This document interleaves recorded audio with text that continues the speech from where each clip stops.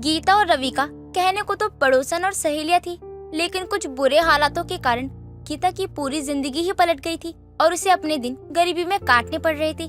लेकिन उसकी दोस्त रबिका, जो कि बहुत अमीर थी, उसे अपने पैसे का बहुत घमंड था। वो कोई भी सामान 1 या 2 बार से ज्यादा यूज ही नहीं करती थी। एक दिन गीता और रबिका अपनी अपनी छत पर खड़ी एक दूसरे से बातें कर रही होती है कि तभी उनकी पड़ोसन कमला वहाँ आती है और सर उठाकर उनसे बोलती है, तुम दोनों महारानियों को घर गली कम पड़ गई थी क्या? बात करने के लिए जो धूप में छत पर खड़ी बातें कर रही हो।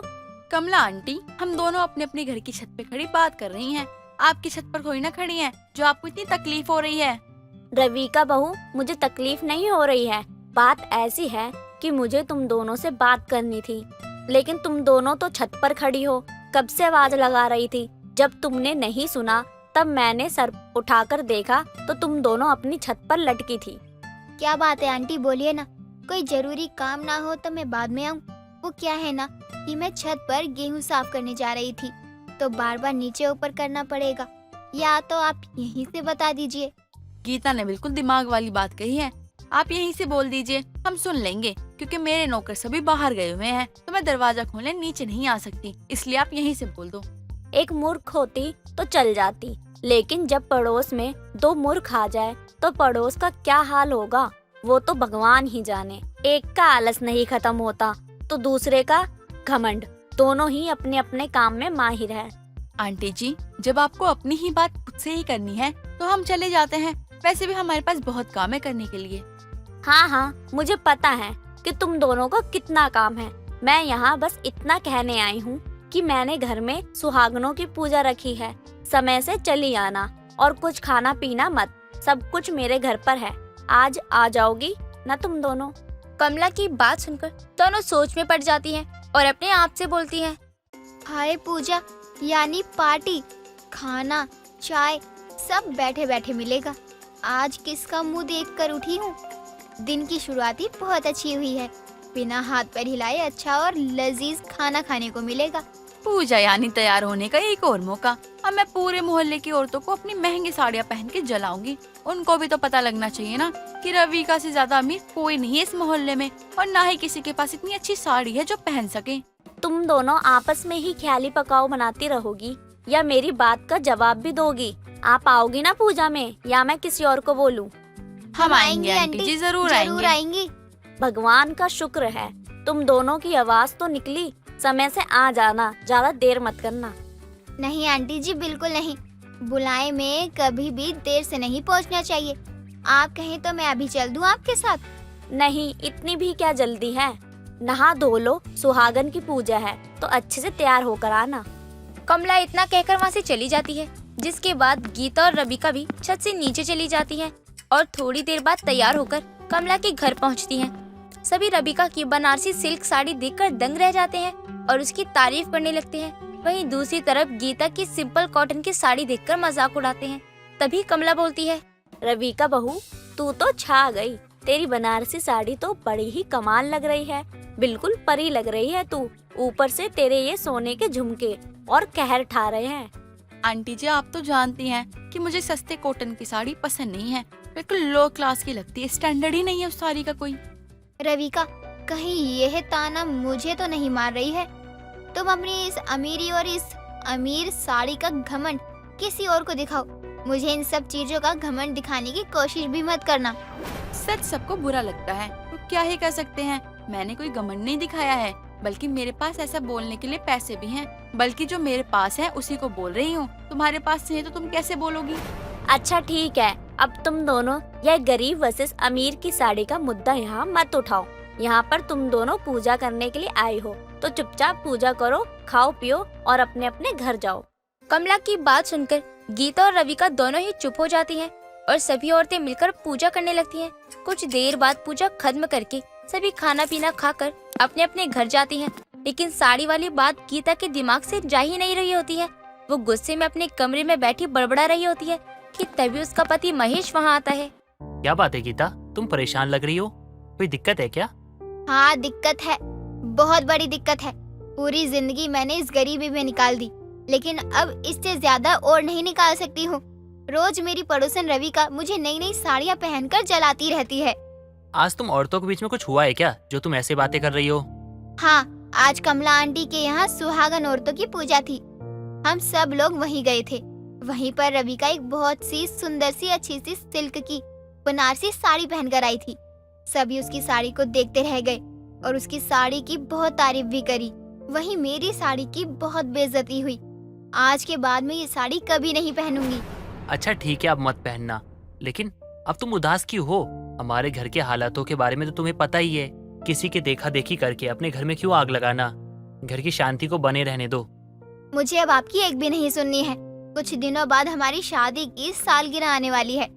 मैंने रविका की साड़ी की फोटो फोन में ले ली है। मुझे वैसी ही साड़ी चाहिए, वरना मैं आपसे बात नहीं करूंगी। ठीक है, तुम्हें साड़ी चाहिए ना, मैं ला के दूंगा। लेकिन पहले तुम अपना मुंह ठीक करो, उसके बाद, ठीक है? और हाँ, मैं तुमसे हाथ जोड़ के विनती करता हूँ, एक साड़ी के लिए घर में कलेश मत करो। तुम्हें साड़ी चाहिए ना, मैं जल्दी से ला के दे दूंगा तुम्हें। मुझे अभी ना बहुत जोरों की भूख लगी है। जाओ खाना लेकर आओ। अपने पति की बात सुनकर गीता का गुस्सा थोड़ा शांत हो जाता है और वो रसोई में जाकर अपने पति के लिए खाना लेकर आती है। कुछ देर बाद महेश खाना खाकर लेट जाता है।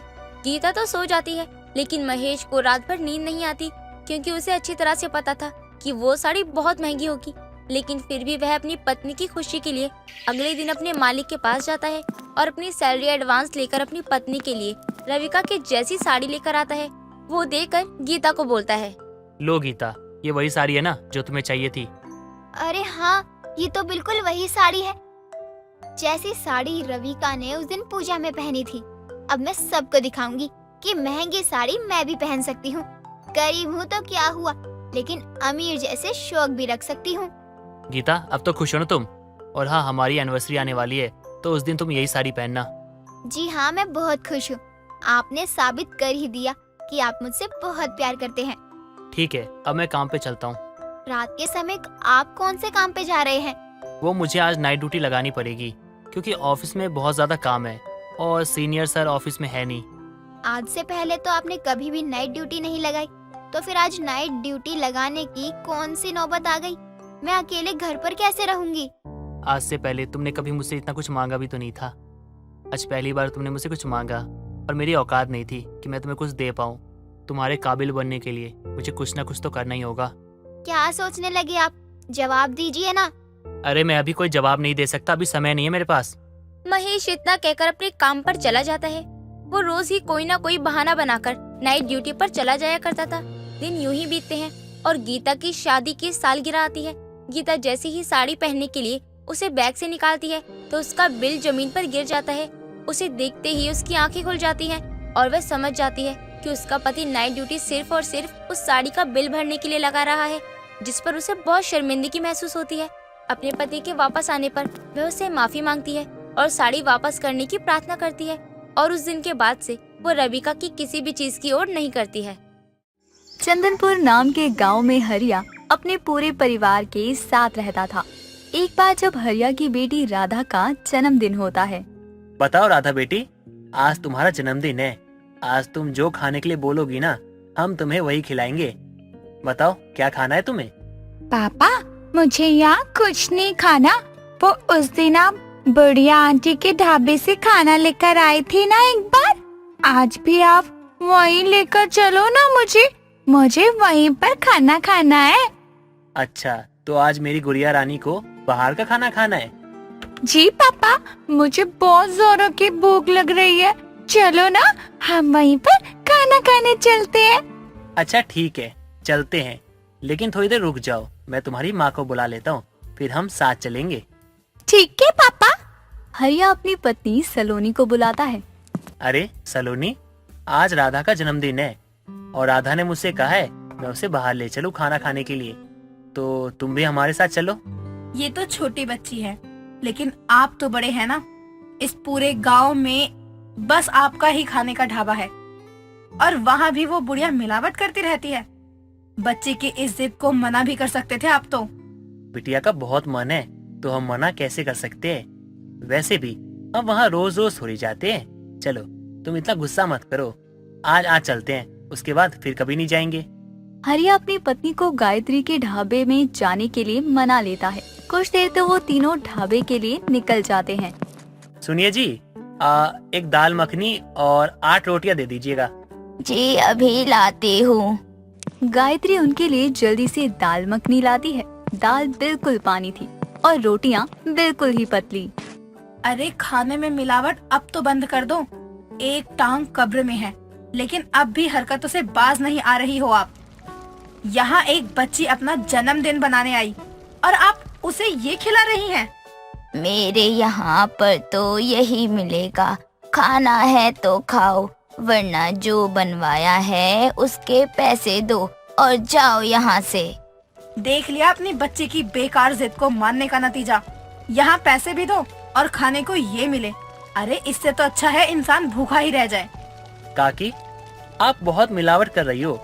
हम आपको सालों से जानते हैं, इसलिए कुछ नहीं बोलते, लेकिन धीरे धीरे आपका खाना बेस्वाद होता जा रहा है और ये खाना आप जानवरों के खाने लायक भी नहीं है।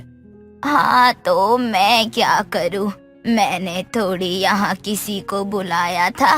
एक तो खुद मुंह उठाकर यहाँ चले आते हैं, फिर मेरे ही खाने में कमी भी निकालते हैं।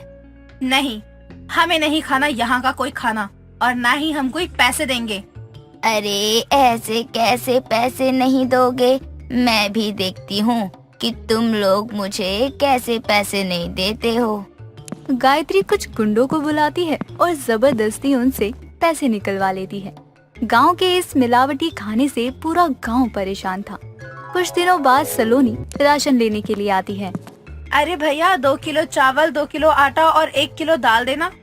माफ करना बहन जी, लेकिन राशन पूरा खत्म हो चुका है। क्या बात है, गांव की सभी दुकानों में मैं जा चुकी और हर कोई यही कह रहा है कि राशन खत्म हो गया। एक साथ सभी दुकान का राशन कैसे खत्म हो सकता है? बहन जी, हमारा काम तो बेचना है। और एक बूढ़ी औरत आई थी जिसका गांव में ढाबा है, उसने ही पूरा राशन ले लिया। मेरी दुकान का ही नहीं बल्कि पूरे गांव की दुकान का। ये क्या, ये मिलावटी औरत ने गांव की दुकानों का भी राशन ले लिया। अब हम लोग अपने घर के लिए राशन कहाँ से इकट्ठा करेंगे? वैसे उनसे मेरी जितनी भी बात हुई है, उससे यही पता चला है कि अब वो सारा खाना अपने ढाबे पर ही बनाएगी, जिससे गांव के लोगों को मजबूरी में ही मगर उनके ढाबे पर आना पड़ेगा। ये अपनी काली करतूतों को नहीं बदलने वाली। एक तो इसके ढाबे में सारा खाना मिलावट का होता है, ऊपर से पैसे ज्यादा लेती है। अगर ये ऐसे ही करती रही तो हम गांव वालों का क्या होगा? गायत्री अपनी चालाकी से गांव की दुकानों से ही पूरा राशन खरीद लेती, जिससे गांव वालों को राशन ना मिल पाए और फिर उसमें मिलावट करके अपने ढाबे पर बेचा करती। कुछ दिनों बाद गायत्री की काफी अच्छी कमाई होती है। अरे वाह, गांव के लोगों को तो मूर्ख बनाने की भी कोई जरूरत नहीं पड़ती है। गांव का सारा राशन ही जब मेरे ढाबे पे होगा तो गांव वालों को यहाँ आना ही पड़ेगा, जिसके बाद तो मेरी ऊंची दुकान और फीके पकवान में से धीरे धीरे और भी ज्यादा मालामाल हो जाऊंगी मैं। गायत्री अपने फायदे के लिए गांव वालों को परेशान करती। गांव वाले भी मासूम थे जो गायत्री की चाल में आ जाते और गायत्री के ढाबे पर ज्यादा पैसों का मिलावटी खाना खाते। ऐसे ही कई दिन गुजर रहे थे और यही सब चल रहा था। गांव वाले भी काफी परेशान होने लगे थे। कुछ दिनों बाद आधी रात को राधा को भूख लगती है। माँ, मुझे बहुत जोरों की भूख लगी है। मैंने दिन में भी कुछ नहीं खाया था और रात में भी कुछ नहीं बना। क्या आप मुझे बिना कुछ खाए ही सोने दोगी? मुझे बिना खाए ही सोना पड़ेगा क्या? नहीं मेरी बच्ची, तू भूखी क्यों सोएगी? मैं हूँ ना, तेरी माँ तेरे साथ है। मैं तेरे लिए कुछ बनाती हूँ खाने के लिए। माँ, मुझे पता है कि घर में कुछ भी खाने पीने को नहीं है, और जब घर में कुछ खाने पीने का है ही नहीं तो आप मेरे लिए कैसे कुछ बना सकती हो? तो परेशान क्यों हो रही है बेटा? जब मैं तुझे बोल रही हूँ तो तू मेरी बात मानना। ठीक है माँ। राधा अपनी बेटी को तसल्ली देकर बाहर खाने की तलाश में जाती है, लेकिन उसे किसी दुकान चौराहे पर कुछ नहीं मिलता। कुछ ना मिलने पर सलोनी बहुत ज्यादा उदास हो जाती है और उदास मुंह लेकर घर वापस आती है। माँ, आपको भी कुछ खाने का नहीं मिला ना? मुझे माफ कर दे बेटा, मुझे पता है कि मैं तेरे पिता जैसी अच्छी नहीं हूँ, जो हर वक्त तुझे समझा सकूं, लेकिन मैं तेरे पापा से कम मेहनती नहीं हूँ। हाँ माँ, आप मुझे इतना क्या समझा रही हो? मुझे अच्छे से पता है आप मुझे बहुत प्यार करती हो और मुझे कभी भी किसी चीज की कमी नहीं होने दोगे। लेकिन वो ढाबे वाली आंटी बहुत बुरी है, उनकी वजह से पूरे गांव वाले परेशान हो गए। नहीं बेटा, ऐसा नहीं बोलते। वो आपसे बड़े हैं ना, और अपने से बड़ों से कोई ऐसा बोलता है क्या? ये आदत बहुत बुरी है, जल्दी सुधारो इसको। माँ, लेकिन मैंने गलत क्या बोला? उन आंटी की वजह से ही तो हमें इतना महंगा और मिलावटी वाला खाना खाना पड़ा ना। बेटा, हर कोई अपने फायदे के लिए ही सोचता है, और अपने फायदे के लिए सोचना कोई बुरी बात नहीं। लेकिन हमें ये याद रखना चाहिए कि हमारे फायदे के चक्कर में कभी किसी को नुकसान ना पहुंचे। और वो आंटी जो कर रही है ना, उससे तो गांव में हर किसी को परेशानी होती है, तो उन्हें सजा कौन देगा माँ? उन्हें भी तो अपनी गलती का पता होना चाहिए ना। बेटा, इसकी चिंता तुम क्यों कर रही हो? हर किसी को उसकी गलती की सजा मिलती है, वैसे ही गायत्री को मिलेगी। अब तुम इस बारे में इतना मत सोचो, और मैं उन आंटी के पास ही खाना लेने जा रही हूँ अब। सलोनी अपनी बेटी को समझाने के बाद गायत्री के ढाबे पर जाती है और उसे खाना लाकर अपनी बेटी को खिलाती है। गांव वालों को ऐसे परेशान देखने के बाद भी गायत्री पर कोई असर नहीं होता, बल्कि अब तो गायत्री को और भी ज्यादा अच्छा लगने लगता है। कुछ दिनों बाद गायत्री के ढाबे के बाहर काफी भीड़ जमा होती है, जहां सलोनी भी जाती है। अरे, ये क्या हो रहा है? यहाँ इतनी ज्यादा भीड़ क्यों लगी है? मुझे माफ कर दो, मैंने जो किया है अब तक मैं आपको उन सब के पैसे दे दूंगी। बस मुझे गिरफ्तार मत करो, मैं जेल नहीं जाना चाहती हूँ। अरे गायत्री काकी, ये क्या हुआ? और ये लोग आपको कहाँ लेकर जा रहे हैं? ये लोग शहर से आए हैं। मेरे मिलावटी खाने की वजह से एक बच्चे का देहांत हो गया, इसीलिए अब मुझे ये पकड़ने आए हैं। मैंने बस लालच में आकर मिलावट का खाना बेचा और गांव का सारा राशन भी इसीलिए खरीद लिया ताकि गांव वालों के पास मेरे ढाबे से खाना खाने के सिवा कोई चारा ना रहे। देख लिया गायत्री काकी, आपके बुरे कर्मों का नतीजा।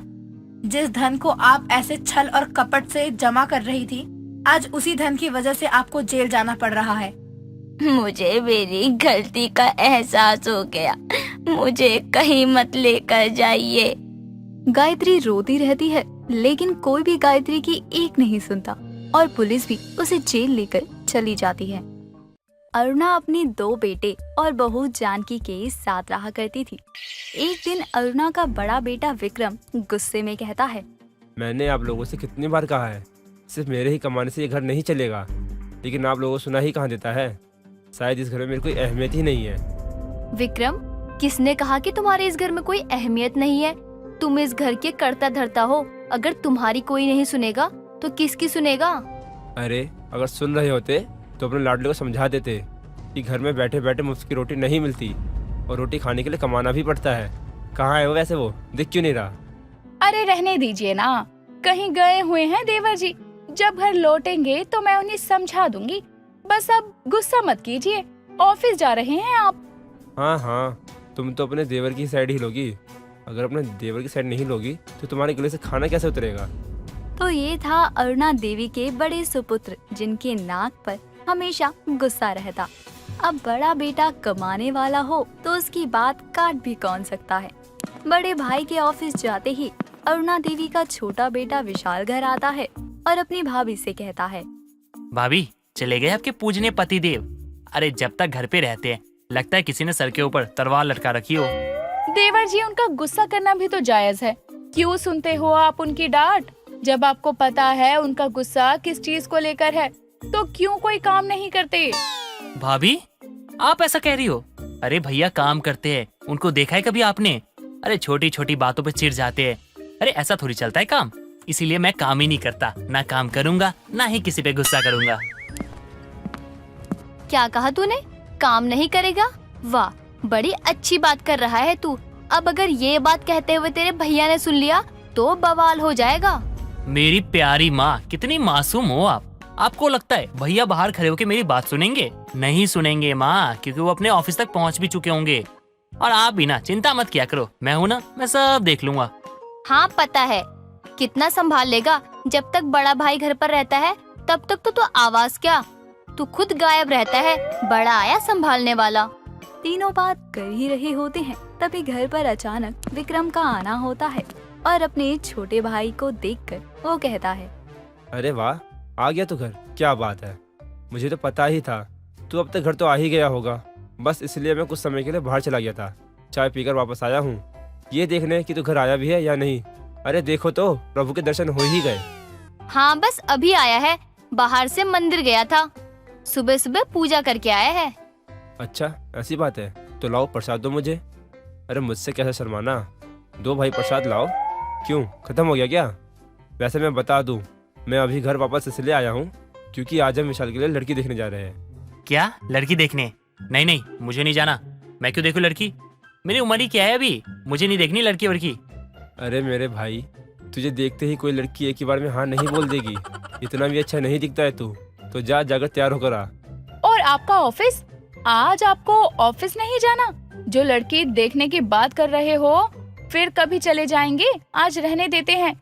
अच्छा, ताकि तुम्हारे देवर को दूसरा मौका मिल जाए घर से भागने का।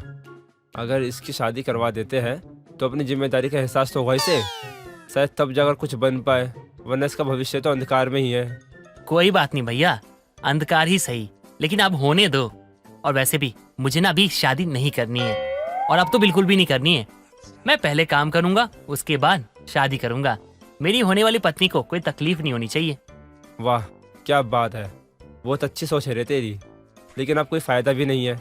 अब तू चल लड़की देखने, और तेरा काम मैंने भी देख रखा है। बेचारा विशाल अब चाहकर भी अपने बड़े भाई का कहा टाल नहीं सकता। वैसे विशाल बहुत सीधा साधा था, अपने भाई से बहस तक नहीं करता, लेकिन जब भी शादी की बात आती तो बेचारे की सिट्टी पिट्टी गुल हो जाती। कुछ ही दिनों बाद विशाल की शादी सुनैना से हो जाती है, और एक दिन सुनैना सबके सामने अपनी सास से कहती है, माँ जी आप जेठ जी से कह दो कि मुझसे बहस ना करे, वरना मैं भी ना चुप नहीं रहने वाली हूँ। शादी करवा के आप लोग ही लाए मुझे। अरे बस कर बहू, तेरा जेठ है, कोई गैर नहीं जो तू उससे ऐसे बात कर रही है। अब तू छोटी है तो बड़ू का कहना मान लिया कर। जाकर घर का काम कर ले। अरे मैं क्यों काम करूं? मुझे घर के काम करवाने के लिए बहू बनाकर लेकर आए थे क्या? जेठानी जिसे क्यों नहीं करवाती आप? हमेशा मुझे ही क्यों बोलती हो काम करने के लिए? मुझसे नहीं होगा कोई भी काम। कैसे नहीं होगा, मैं कमाता हूँ इस घर में और सारा खर्चा मैं ही करता हूँ, तो कैसे तुम घर का काम नहीं करोगी? अगर विशाल भी कमा रहा होता तब भी तुम्हें घर का काम करना ही पड़ता। अरे बस कीजिए, ऐसे कौन लड़ता है अपने छोटे भाई की बीवी से? किसी ने सुन लिया तो क्या सोचेगा? जरा शर्म करो आप दोनों। और सुनैना, तुम्हें कोई काम करने की कोई जरूरत नहीं है, तुम जाओ अपने कमरे में। नहीं माँ जी, बहुत हो गया, मुझे अपने पति का हिस्सा चाहिए, उसके बाद हम खुद देख लेंगे अपना। हे भगवान, ये क्या हो रहा है?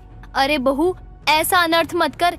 इस घर के 2 टुकड़े करके क्या मिलेगा तुझे? पैसे चाहिए तो मैं दूंगी, लेकिन अपने ससुराल के 2 टुकड़े मत कर।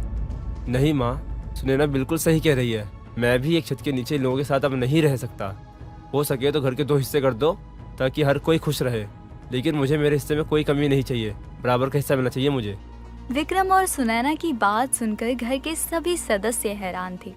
कई दिनों तक बहस होती रही, और एक दिन विक्रम की मासी आती है और अपनी बहन अरुणा से कहती है, दीदी दे दो इनको जो चाहिए, जब सर पर डंडे पड़ेंगे ना तब खुद ही समझ आएगा। क्या करूं, तू ही बता।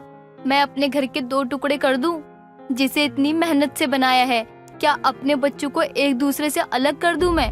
देखो दीदी, अगर घर पर रोज रोज ऐसे झगड़े होते रहे तो उनको वो चीज दे ही दो जिसके लिए बच्चे जिद कर रहे हैं। जब चीज टूट कर बिखर जाएगी तब पता चलेगा, तो तुम उनको उनका हिस्सा दे दो और मेरे साथ गांव चलो। कैसे करूं? मुझ में इतनी हिम्मत नहीं है ये सब करने की। अब जो भी सही लगे तू ही कर, और मुझे ले चल गांव। कुछ वक्त के बाद आखिरकार सुनैना और जानकी के ससुराल के 2 टुकड़े हो ही जाते हैं। दोनों अपना अपना हिस्सा लेकर अलग होकर अपने नए घर में रहते हैं।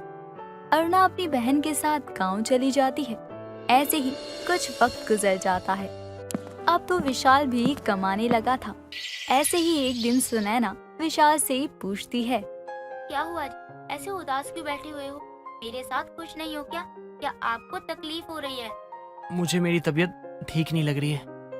पता नहीं, सीने में अचानक से बहुत दर्द हो रहा है। ऐसा लग रहा है मेरी सांसें बंद हो जाएंगी।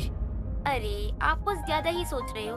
कभी कभी ऐसा होता है, तो फिक्र करने की कोई बात नहीं है। आराम कर लो, सब ठीक हो जाए। अगर भाभी होती तो शायद मेरे दर्द को देख के रो पड़ती। काश हम पहले जैसे रह पाते। क्या हुआ? क्या सोच रहे हो अब आप? आराम करो ना। अगर फिर सीने में दर्द हुआ तो मुझे कुछ मत कहना, अपना दर्द सह लेना। बेचारा विशाल अपनी भाभी के बारे में सोचता है और आराम करने लगता है। अब विक्रम की नौकरी भी छूट चुकी थी, इसलिए वो भी घर पर बैठा अपनी बीवी से बातें करता है। तभी जानकी कहती है, अगर अभी हम सब एक साथ होते तो शायद ये दिन हमें कभी देखना ना पड़ता। अपनी भगवान जैसी माँ को रुलाया था आपने, ये तो होना ही था। तो मैं क्या करता? अपने छोटे भाई की तरह ही चुप रहता? मुझसे तुम्हारा अपमान सहा नहीं जा रहा था, इसलिए सोचा अलग रह के ही खुश रहेंगे। अच्छा, मतलब अब आप खुश हो अपने भाई और माँ के बिना?